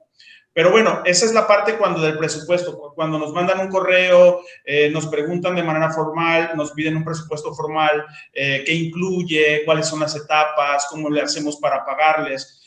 Pues mandamos un presupuesto de acuerdo a una entrevista. Principalmente le preguntamos cuáles son las necesidades del proyecto, independientemente de que si es en el centro histórico o no, si es una casa de playa, es un gimnasio, es un hotel, son departamentos. Pues le hacemos la entrevista, nos mandan el listado, hacemos una entrevista, nos juntamos. Últimamente hemos tenido mucho trabajo y nos hemos pues aislado de pronto para que cada quien agarre un proyecto sin tener que intervenir los tres, pero normalmente hacemos la entrevista, nos reunimos los tres, damos toda la información que nos dio el cliente, hacemos ideas. Pues la ventaja de tener tres es que nunca va a haber uno en discordia, sino van a ganar dos. Entonces, la idea siempre es buscar la mejor idea y complementar el proyecto que el cliente quiere, ¿no? Siempre buscando la mejora para el cliente, no para nosotros. Y pues una vez que terminemos eso, todo eso lo hacemos en papel, no trabajamos sobre computadora. Es bien raro que trabajemos de principio sobre computadora, normalmente lo hacemos sobre papel y lo escalamos, trabajamos con lo que existe, vamos y visitamos el sitio. Cuando son terrenos fuera o proyectos fuera, pues ahorita con la pandemia, de pronto hasta hace un mes y medio fuimos al primer proyecto que nos cayó fuera dentro de ahora sí que este año. Fuimos a Veracruz, fuimos a ver el predio, fuimos a ver a los clientes, regresamos, pero normalmente eso hacíamos, ¿no? O sea, dentro del presupuesto incluimos los viáticos para poder ir ya sea a Los Cabos, a San Luis Potosí, Michoacán, Sinaloa, Villahermosa, no sé. A Italia no, porque estábamos empezando la pandemia cuando tuvimos el proyecto, entonces no pudimos ir. Hubo mucha gente en el Facebook que quería ir porque pusimos nuevo proyecto en Italia y dice, llévenme. Pues no podíamos, pues porque no podíamos viajar. Sí, claro. Pero normalmente es ese, llegamos a tener la propuesta en dibujo, en papel, y alguien en la oficina de los muchachos que trabajan con nosotros, pues la empezamos a ya modular dentro de la computadora y pues ahí empieza el proceso de diseño. Muy bien, no, pues muy completo. Me preguntan, aparte del reglamento de construcción y del INA, ¿qué otro reglamento tienen que seguir para construir ahí en el centro? Pues son los únicos dos. La diferencia es que, por ejemplo, en el caso del INA, que protege un determinado tipo de arquitectura, el ayuntamiento tiene patrimonio histórico, pero también tiene patrimonio histórico del siglo XX. Entonces, las casas que son funcionalistas, que tienen una característica tanto art deco o con una característica importante de un periodo específico, que pues es tipología de ventanas, incluso los vanos, y pasan dependiendo del predio y si están o no protegidos. Muy bien, allá no hay junta de conservación, aquí hay una junta de conservación, yo creo que por eso va también la pregunta. No, sí hay, pero pues existía un archivo histórico también, pero no sé en qué quedó. Fue durante un periodo específico, pero el que realmente cuando entra al ayuntamiento entra a patrimonio histórico, que es el que se encarga realmente del remozamiento de las fachadas, de lo que existe en la ciudad y pero no específicamente una junta como tal. Suficiente tenemos con ellos, ¿no? Ok, otro, sobre el tema de inspiración. ¿Ustedes cómo se retroalimentan para estar generando constantemente? ¿Qué ven, qué visitan, qué observan? ¿Aceptan que les presenten imágenes, ya sea de Google, de Pinterest? ¿Cómo son ustedes para retroalimentarse? De todo, ¿eh? O sea, con el cliente no estamos peleados con que nos traigan su Pin de pistas. Pinterest, que nos traigan sus revistas. O sea, digo, les decimos, tampoco abuses, ¿no? Pero no estamos negados a ello porque sabemos que nos va a servir para entender al cliente. Y ya personalmente, siempre estamos a la búsqueda de cosas nuevas que se están haciendo. Procuramos siempre visitar cuando tengan la posibilidad, siempre que tengan la posibilidad. Visiten todo, o sea, visiten, por supuesto, siempre tratan de visitar más las cosas buenas, pero de pronto también vale la pena visitar las cosas malas para saber lo que no se debe hacer, ¿no? Y siempre estar muy ahora sí que a lo que está pasando, ¿no? A mí me sorprendió mucho este año que ganó el Pritzker, el despacho la Lacatón y Basal de Francia. La verdad, yo no sabía ni de la existencia de ellos, debo confesar, pero cuando supimos, nos pusimos a buscar documentales, bibliografía, y entonces te pones a ver y realmente entiendes el por qué ganan este premio, ¿no? O sea, ves la inspiración, y la verdad es que te abre mucho la perspectiva, ¿no? Dices, hay muchas formas de llegar a la arquitectura, o sea, no todo es lo que se ve en Facebook, no todo es lo que se ve en Pinterest, siempre, incluso leer, o sea, la parte teórica también es importante para estar al día, y no todo tiene que ser de arquitectura, también arte, o sea, de todo. Yo creo que para inspirarse hay muchísimas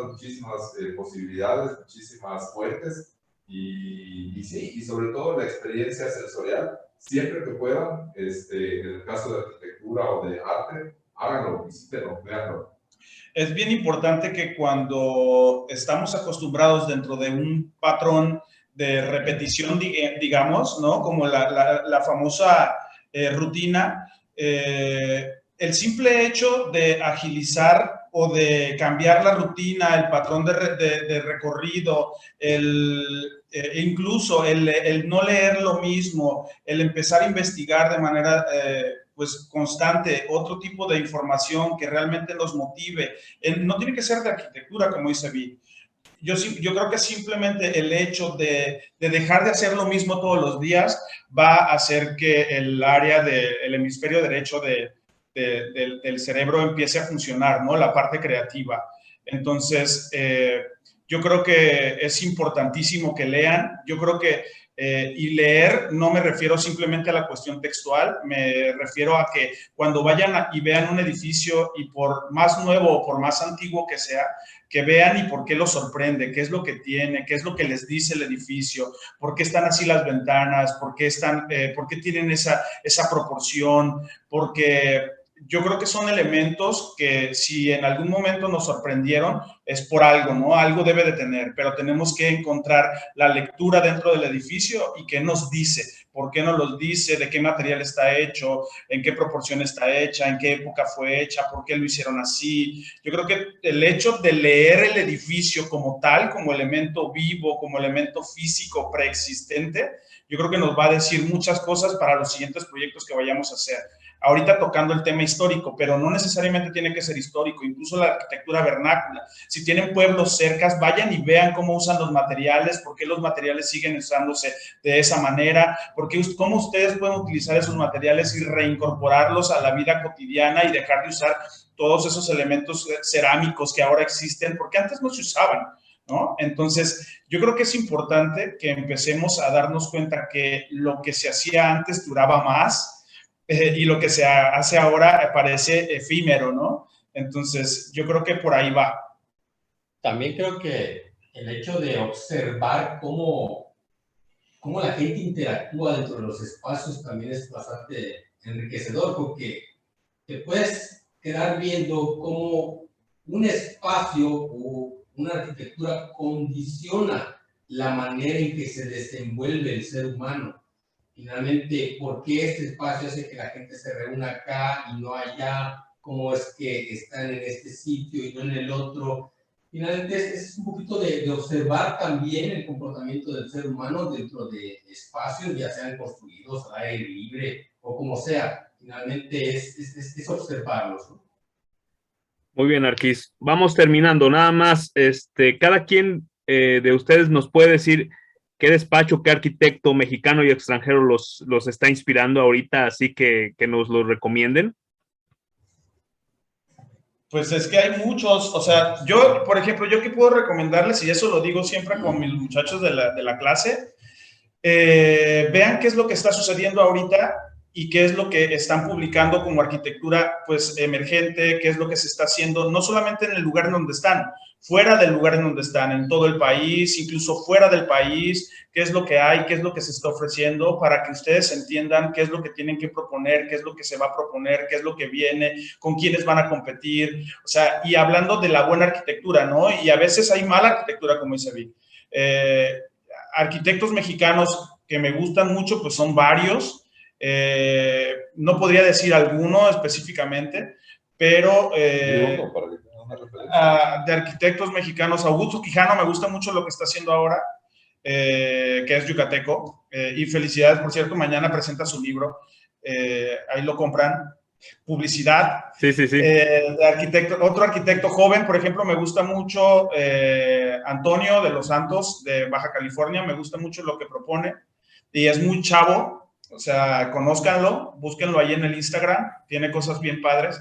Muy bien. En particular me gusta, busquen también en la parte igual, en la península del otro lado, porque también está haciendo cosas en Oaxaca, cosas muy interesantes. Alejandro da Costa tiene un rollo de reutilización, de reciclaje, de utilizar los materiales. Ahora sí que hace arquitectura hasta con mangueras recicladas de riego de los viñedos del valle de Guadalupe. Está bien loco, o sea, realmente muy padre la arquitectura que está haciendo. Y es Alejandro da Costa. Alejandro da Costa, y a nivel internacional, RCR ganaron el premio Pritzker del 2016, creo, 2017. Es una terna de arquitectos, una mujer y dos hombres en España. Tienen un manejo del material, pero gruesísimo. O sea, tuvimos la oportunidad de visitar un edificio que hizo en un pueblo, hecho todo de plástico, o sea, de plástico que dices, o sea, plástico neta, o sea, plástico hace arquitectura, entonces vale la pena, RCR. En cuanto a arquitectura internacional, bueno, ya conocen seguramente Toyo Ito, Tadao Ando, que tenemos ahora sí que tenemos la fortuna de tener edificios de ellos acá. Y un poquito más personal, digamos, Sana, también ganadores del Pritzker. Ellos también tienen un repertorio bien interesante en cuanto a arquitectura, la propuesta contemporánea, el uso del material también, la propuesta espacial, ahora sí que la arquitectura introvertida. Tienen cosas bien interesantes, pero yo creo que ellos, Marcela González de Oficio Taller, por ahí también, no sé si vaya a estar contigo, ¿ya te contactaste con ella, Arturo? Todavía no me responde, ahí a ver si me ayudas a convencerla, por favor. No, dile que sí es cierto, que sí se junta gente, dile. No, vi hace poco un trabajo de Daniela Bucio en Michoacán. También a ella ya le hablé. Y está muy padre lo que está haciendo con este manejo del tabique, y en concreto me parece que va a ir para arriba muchísimo, ¿eh? Está muy padre lo que hace. Sí. Ya para terminar, un par de preguntas más. Bueno, ¿qué fue primero, la gallina o el huevo? Para ustedes, ¿qué la forma sigue la función o la función sigue a la forma? Bueno, de pronto tenemos una frase que usamos mucho y decimos que cuando funcionalmente el espacio es como los seres humanos. Cuando por dentro estás bien, lo refleja el exterior. Entonces, si el espacio funciona, lo exterior se va a dar solo. Claro. De acuerdo. Claro, no hay más que decir. No hay más. Perfecto. Y ya, acabemos y nada más denos la semblanza de cómo fue el amor a primera vista entre ustedes tres. ¿Cómo se conocieron? ¿Cómo se unieron? ¿Cómo decidieron empezar esto? Pues... por circunstancias del destino, realmente. Yo llego a trabajar a la oficina donde trabajaban Víctor y Luis, que es la oficina de Enrique Duarte, Aznar, aquí en Mérida, y Víctor era el jefe de taller. Luego empezamos a trabajar en un proyecto independiente, separados, ya no en la oficina, y un día decidimos que teníamos demasiado tiempo y dijimos, vamos a armar una oficina, y empezamos a trabajar juntos. Luego Luis se quedó trabajando con Enrique y al final él se unió como en el 2004 con nosotros. Perfecto, ¿no? Un año Pues después, más o menos, ¿no? ¿Un año después o 2 años? 2 años después. no, pues qué bueno, qué bueno. Algunas palabras para inspirar sobre todo aquí a los jóvenes que apenas están en tercer semestre, cuarto semestre y que van a querer iniciar también su despacho. ¿Qué palabras de aliento nos pueden dar, por favor?